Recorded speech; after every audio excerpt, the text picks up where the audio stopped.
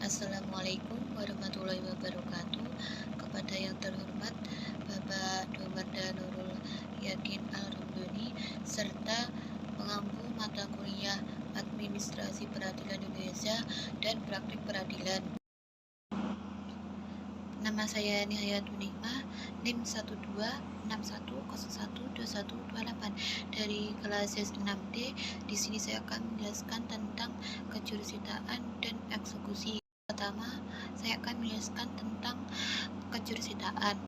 Pengertian jurusita adalah pegawai negeri yang melakukan tugas kejurusitaan pengadilan pasal 6 Undang-Undang Nomor 2 Tahun 1986 tentang Peradilan Umum dan pasal 103 Ayat 1 Undang-Undang Nomor 7 Tahun 1989 tentang Peradilan Agama.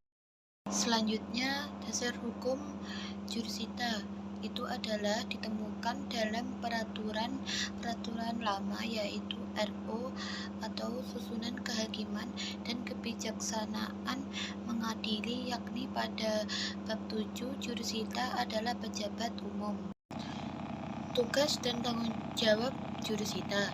Undang-Undang Nomor 7 Tahun 1989 Pasal 103 serta Undang-Undang Nomor 2 Tahun 1986 Pasal 65 menyebutkan jurusita bertugas A. Melaksanakan semua perintah yang diberikan oleh ketua sidang.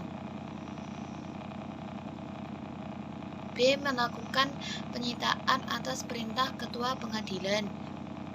C. Menyampaikan pengumuman, teguran, dan pemberitahuan penetapan dan putusan pengadilan menurut cara-cara berdasarkan ketentuan undang-undang. D. Membuat berita acara penyitaan yang selinanya resminya diserahkan kepada pihak-pihak yang berkepentingan. Wewenang jurusita dalam RO Pasal 198 A. Melakukan pemberitahuan pengadilan. B. Memberikan pengumuman. C. Mengadakan panggilan. D. Memberikan teguran. E. Memberitahu tentang kapan dimulainya perkara. 2. Di sini saya akan menjelaskan tentang eksekusi.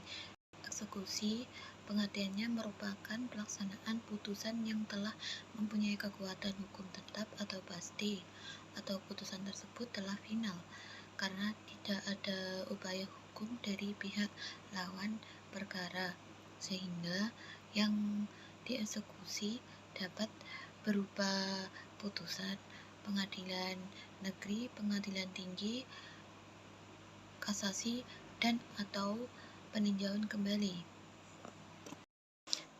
Selanjutnya, dasar hukum eksekusi. Dasar hukum eksekusi bervariasi tergantung pada jenis eksekusi yang dimaksud. Dalam konteks hukum pidana, dasar hukum eksekusinya biasanya diatur oleh kode pidana atau peraturan hukum yang relevan. Sedangkan dalam konteks hukum perdata, dasar hukumnya bisa berupa putusan pengadilan yang memerintahkan eksekusi terhadap harta benda atau aset tertentu untuk memenuhi kewajiban yang diakui secara hukum. Tugas dan tanggung jawab. Tugas dan tanggung jawab dalam eksekusi bergantung pada konteksnya. Dalam konteks bisnis atau proyek, tugas eksekusi bisa mencakup implementasi strategi, pengelolaan sumber daya, dan memastikan pencapaian tujuan.